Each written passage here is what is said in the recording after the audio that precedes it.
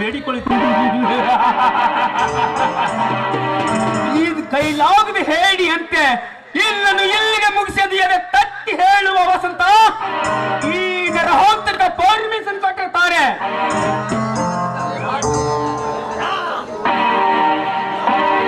ನಾಳೆ ಆಗಸ್ಟ್ 15ರಲ್ಲಿ ನಿಮ್ಮ ಹೊಲದಲ್ಲಿ ಫ್ಯಾಕ್ಟರಿ ಅಡಿಗರ ಸಂಭ್ರಮ ಖಂಡಿತ ನಡುತ್ತದೆ.